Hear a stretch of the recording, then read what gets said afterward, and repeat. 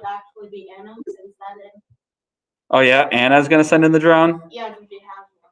Oh, well, this is good to know that Anna is actually going to be my arch nemesis with her drones. Yeah, thank you, Amer, for the truth that you just gave me right there.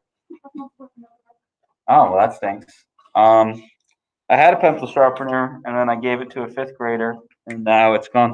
This is a great beginning of the video for my other class. Woo, the Inca. Yeah, hon, I don't think I have another sharpener on me right now. All right, so looking at the Incan Empire today, we see, first thing, mountains, because their whole empire is in the mountains. Isn't that just so convenient? For all the problems that we just discussed, how, you know, you have the climate issues, it's going to be chilly willy, you have the farming issues, because it's like, how can you farm on rocks? You're going to have lack of animals to get the meat. I probably should have just started recording from the do now so I don't have to repeat it all for all those people who aren't going to be with me live.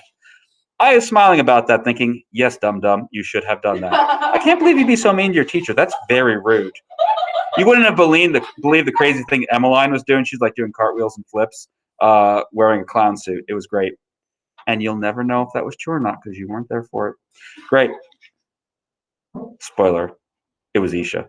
All right. So you don't have to write anything from this slide. This is just going to give you a quick timeline and idea of how fast, how rapid this is going to go.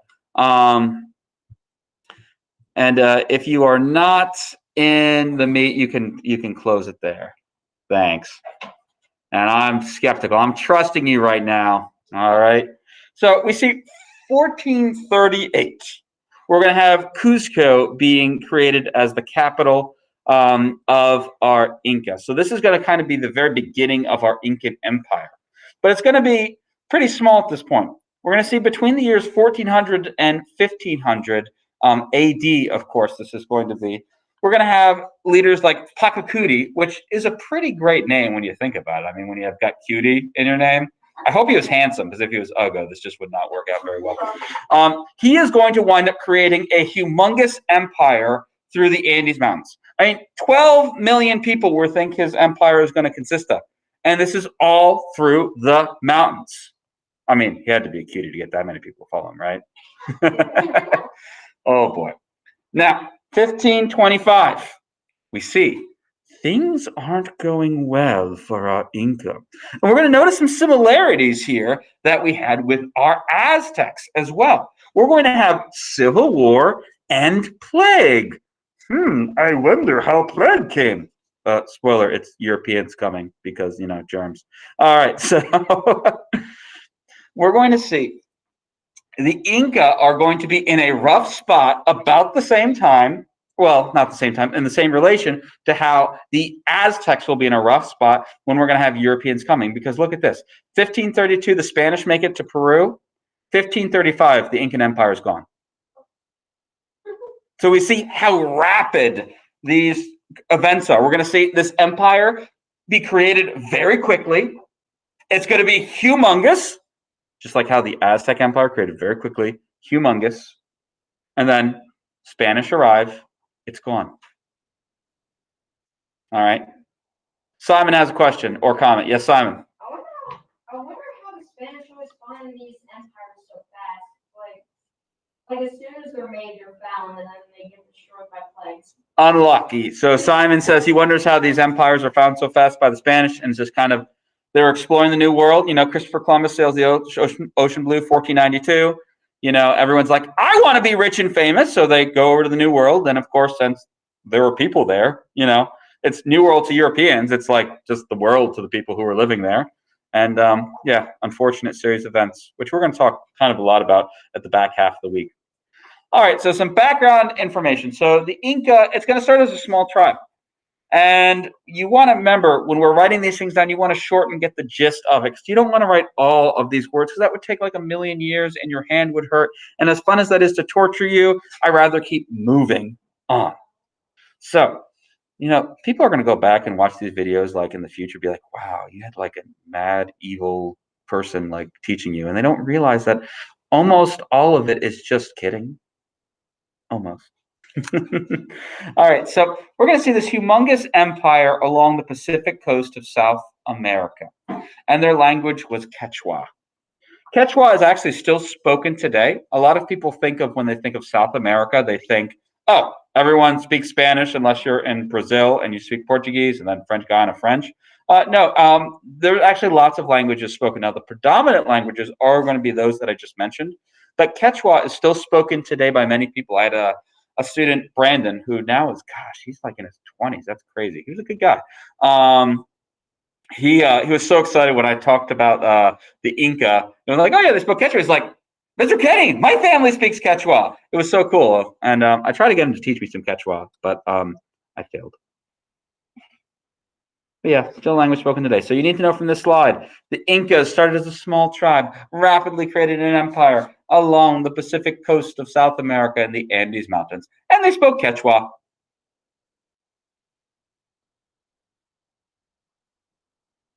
This is me counting down because I want to move on. Oh, goodness gracious. Okay, hopefully you're all good. Amir says no, but I don't care. Wow. I know, evil villain, right? Dude, like what?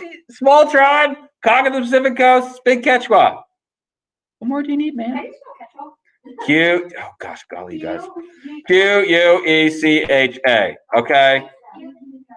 Ugh. Can you believe these people? No. My online people, they're like, yeah, unbelievable, because they're all totally on my side. I'm going to karate chop you. All right.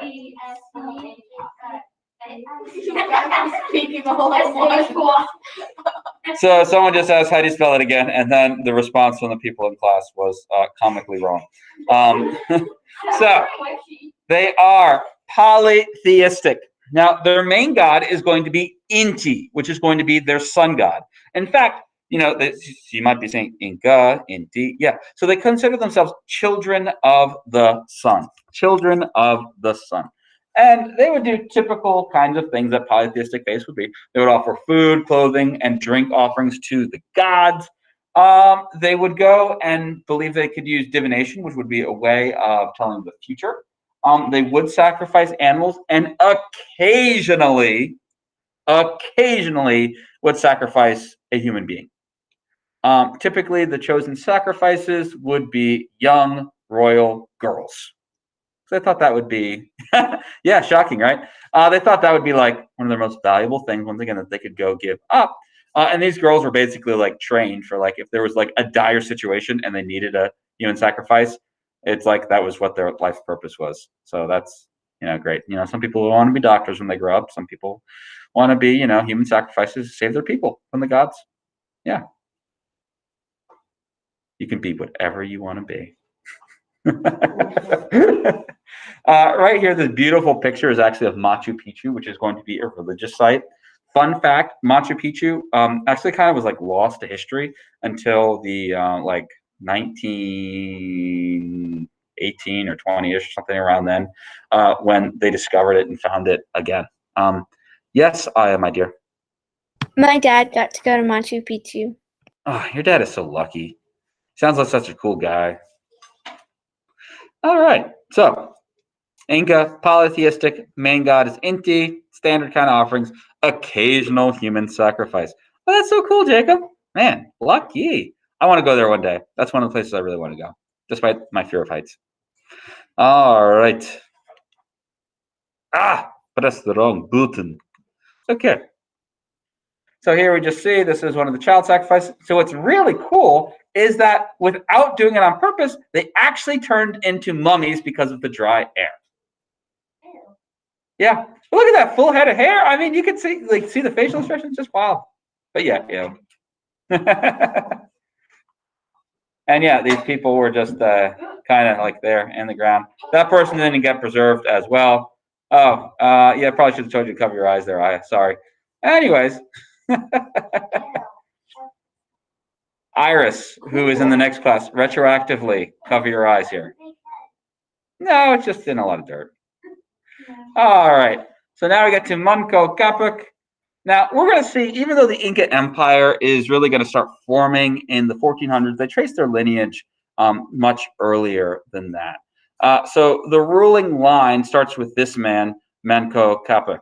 And we see he is going to do something that pretty much every leader is going to go do through all these civilizations.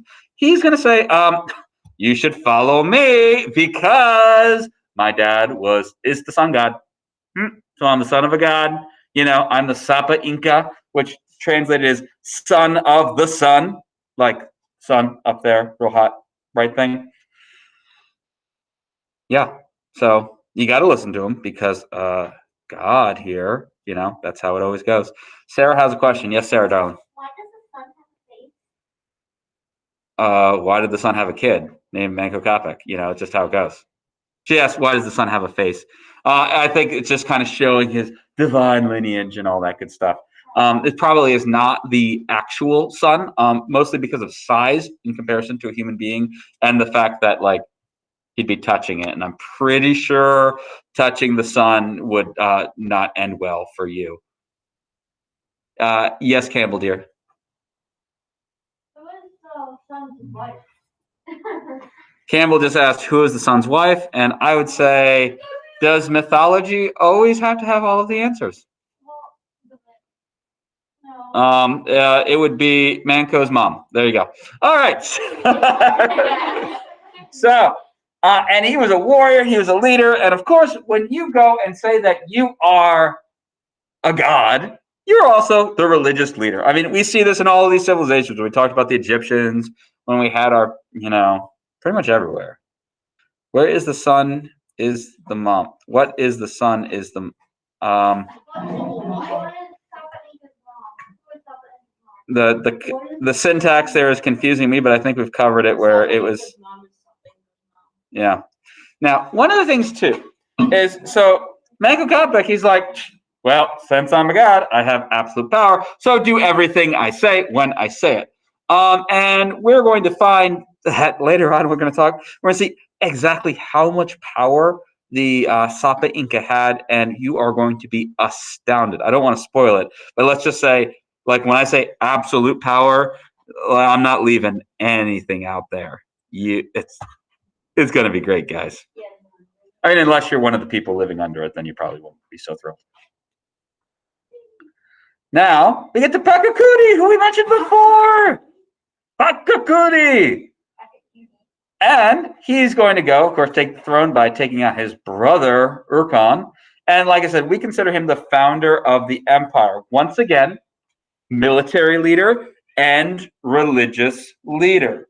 He will also exercise, absolute power because he is the son of the sun, he says. Divine authority, this idea.